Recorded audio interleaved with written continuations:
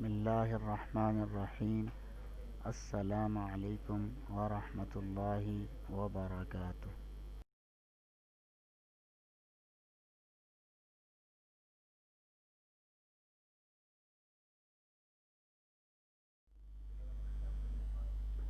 سبق نمبر 7۔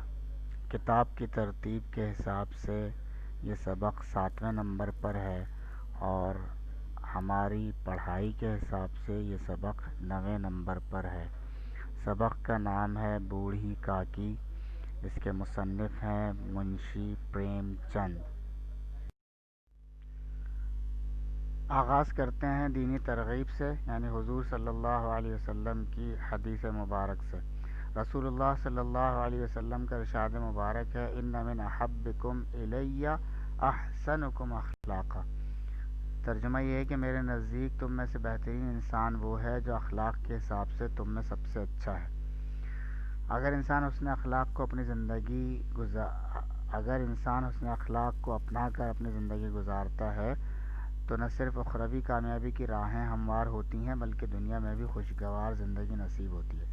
ایک اور حدیث مبارکہ ہے، حق المسلم علی المسلم خمس، رد السلام وعیادۃ المریض واتباع الجنائز واجابۃ الدعوہ وتشمیت العاطس۔ ترجمہ یہ ہے کہ ایک مسلمان کے دوسرے مسلمان پر 5 حق ہیں۔ نمبر 1 سلام کا جواب دینا، نمبر 2 مریض کی عیادت کرنا، نمبر 3 جنازے کے ساتھ جانا، نمبر 4 دعوت قبول کرنا، نمبر 5 چھینک کا جواب دینا۔ ایک بات نوٹ فرما لیجئے کہ چھینکنے والا جو ہے وہ الحمدللہ کہے گا، اور جو چھینک سنے گا اس کو چاہیے کہ وہ جواب میں یرحمک اللہ کہے۔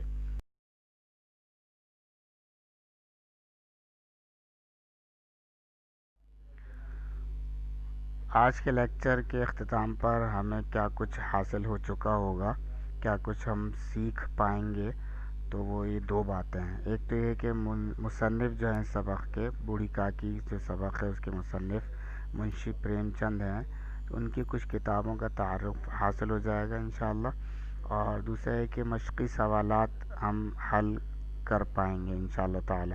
پہلے سوال ہی کے حوالے سے آج بات ہوگی اور باقی پھر اگلے لیکچرز میں انشاءاللہ تعالی۔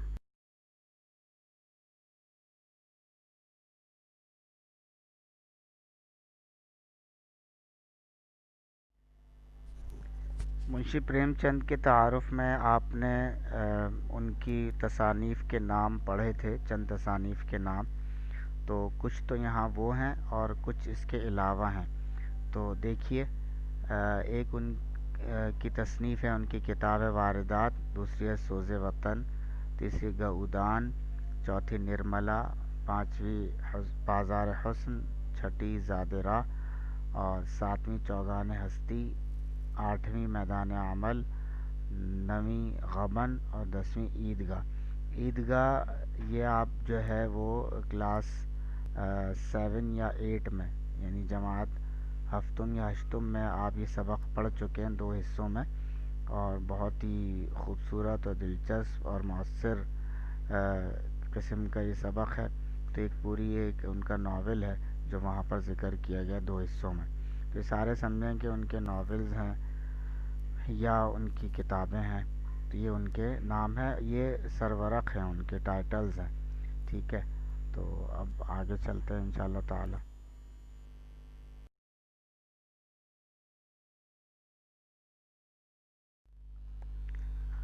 اب مشق کی طرف آتے ہیں، تو مشق کا سوال نمبر 1 ہے، درج سوالات کے جواب دیجیے، اور اس میں کل 7 سوالات ہیں، تو جن کو الف ب جیم کی ترتیب پر وہ یہاں پہ واضح کیا گیا ہے کتاب میں، تو ہم نے بھی ان کے نمبرز اسی حساب سے رکھے ہیں، الف ب جیم۔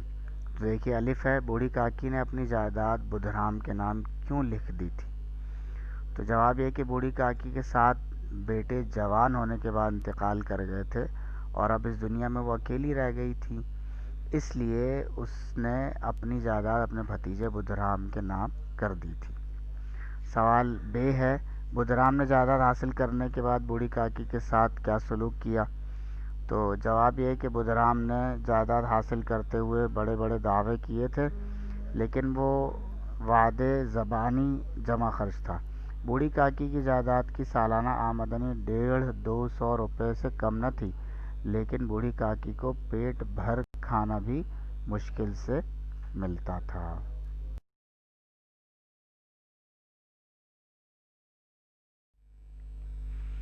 سوال جیم ہے، بدرام کے گھر کس چیز کا جشن منایا جا رہا تھا؟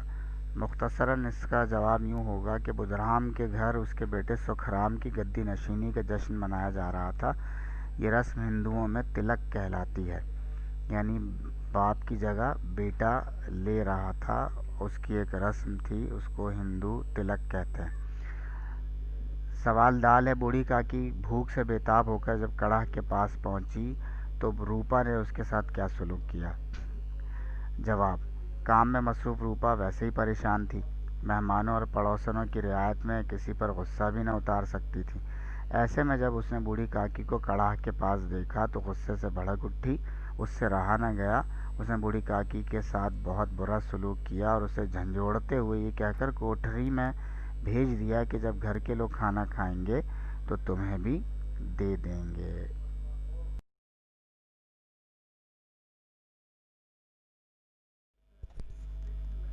سوال ہے، لاڈلی نے اپنی گڑیوں میں پوریاں کیوں چھپائی تھیں؟ جواب: لاڈلی نے اپنے حصے کی پوریاں نہیں کھائیں بلکہ اپنی گڑیوں کی پٹاری میں بند کر کے رکھ لیں تاکہ بوڑھی کاکی کو ان کی کوٹھری میں پہنچا سکے۔ پوریاں کاکی کے پاس لے جانے کے لیے اس کا دل بے قرار تھا۔ وہ سوچ رہی تھی کہ کاکی میری آواز سن کر اٹھ بیٹھیں گی اور پوریاں دیکھ کر خوش ہوں گی۔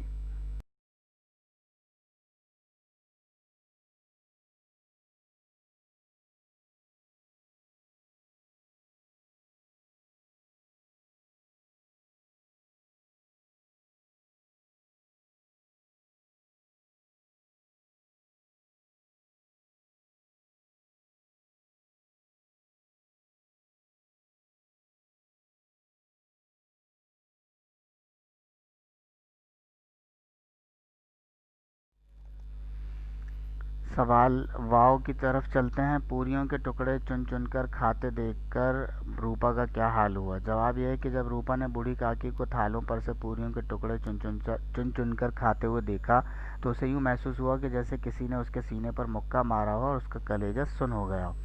اسے اپنی خود غرضی آج تک اتنی صفائی سے نظر نہیں آئی تھی۔ وہ سوچنے لگی، ہائے میں کتنی بے رحم ہوں، آج مجھ سے بہت بڑا گناہ ہوا ہے۔ پھر اس نے چراغ جلایا، باورچی خانے کا دروازہ کھولا اور تھال میں کھانے کی چیزیں سجا کر بوڑھی کاکی کی طرف چل دی۔ سوال زے ہے، روپا نے بوڑھی کاکی کو کھانے کا تھال دے کر کیا کہا؟ جواب: روپا کھانے کا تھال لے کر کاکی کے پاس پہنچی اور کپ کپاتے لہجے میں کہا، کاکی اٹھو، کھانا کھا لو، مجھ سے آج بڑی بھول ہوئی، اس کا برا نہ ماننا، پرماتما سے دعا کرو کہ میری خطا معاف کر دے۔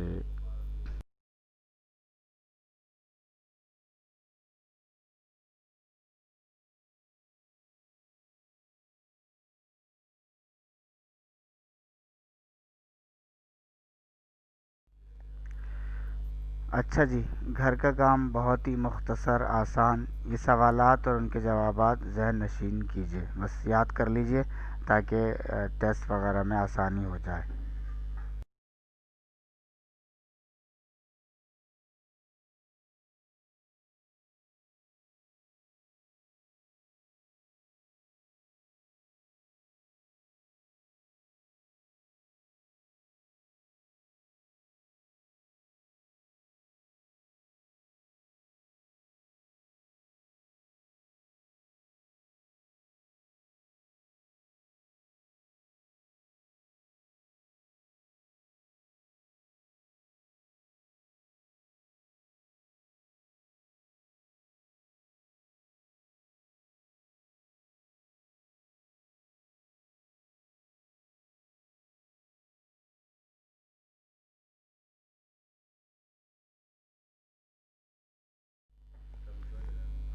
چلیں جی، آج کا لیکچر یہیں ختم ہوا۔